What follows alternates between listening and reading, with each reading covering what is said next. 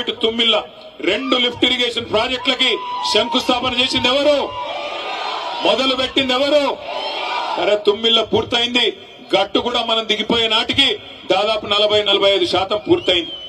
40-45% పూర్తయిన గట్టు ఎత్తిపోతల పథకాన్ని ఇవాళ పండబెట్టి మరి నీళ్లు ఇవ్వకుండా ఎండబెడుతున్నది ఎవరు? ఎవరు? కాంగ్రెసేనా? 22 నెలలు అయిపోయింది. ఇంకో 2 నెలలు అయితే 2 ఏళ్లు నిండిపోతుంది. ఎన్ని మాయ మాటలు, ఎన్ని రకాల మాటలు. మరి ఇన్ని పనులు చేసి ఇలా గద్వాలకు మేము వస్తుంటే ఒక కాంగ్రెస్ నాయకుడు అడుగుతున్నాడు, ఏం ముఖం పెట్టుకొని వస్తున్నారు అని అడుగుతున్నాడు గద్వాలకి. మనకి ముఖం లేదా ఇడికి రానికే? జిల్లా చేసి మెడికల్ కాలేజ్ ఇచ్చి నర్సింగ్ కాలేజ్ ఇచ్చి 1-2 కాదు 2 ఎత్తిపోతల పథకాలు, వాటితో 1,00,000 ఎకరాలకు జిల్లాలో నీళ్లిచ్చి మొత్తం ఉమ్మడి పాలమూరు జిల్లాని 2014లో, ఇది మన పత్రిక కాదు, ఇదిగో నిన్నగాక మొన్న 11 సెప్టెంబర్ నాడు ఇగో ఈ దినపత్రిక రాసింది. ఏం రాసింది? నాడు బీళ్లు నేడు సిరులు. నాడు బీళ్లు ఉమ్మడి పాలమూరు జిల్లాలో నాడు బీళ్లు అయితే ఇవాళ సిరులుగా మారి ఆనాడు 8 లక్షల ఎకరాలు మాత్రమే సాగుంటే మరొక 10 లక్షల ఎకరాలు పెరిగి 18.5 లక్షల ఎకరాల్లో ఇవాళ సాగునీరు అందుతున్నది కేసీఆర్ గారి నాయకత్వంలో అని చెప్పి ఇగో ఈ దినపత్రిక రాసింది. ఇవన్నీ ఇట్లా ఉంటే ఒక ఆయన కూడా అడుగుతాడు, ఏం ముఖం పెట్టుకుని వస్తున్నారని. నేను ఇవాళ అడుగుతా ఉన్న కాంగ్రెస్ పార్టీని, కాంగ్రెస్ నాయకులని.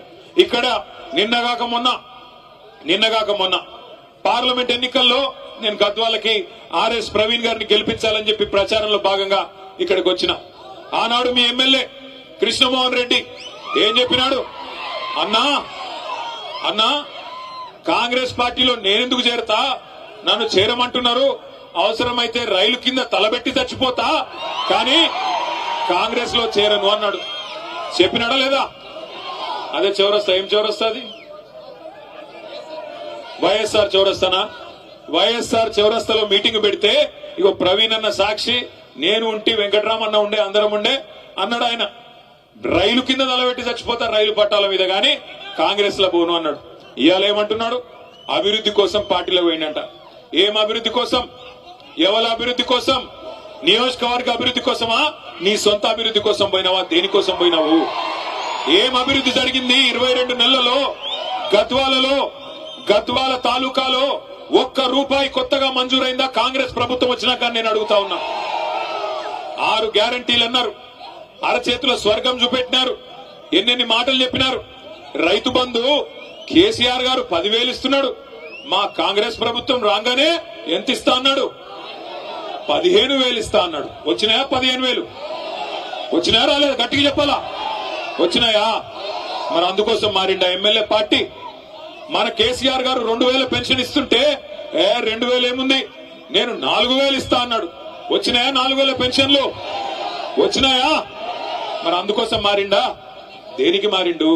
కేసీఆర్ గారు ఆడపిల్ల పెళ్లి చేసుకుంటుంటే షాదీ ముబారక్ కళ్యాణ్ లక్ష్మి పేరు మీద ₹1,00,000 ఇస్తే ఆయన ఇచ్చే 1,00,000 ఏంది, నేను తులం బంగారం ఇస్తా మీదికెళ్ళి అన్నాడు. వచ్చిందా తులం బంగారం? వచ్చిందా రాలేదా? మరి దానికోసం మారిండా? తులం బంగారం కోసం. అట్లాగే గుర్తు తెచ్చుకోండి, ఎన్ని హామీలు మా ఆడబిడ్డలందరికీ హామీ ఇచ్చినాడు.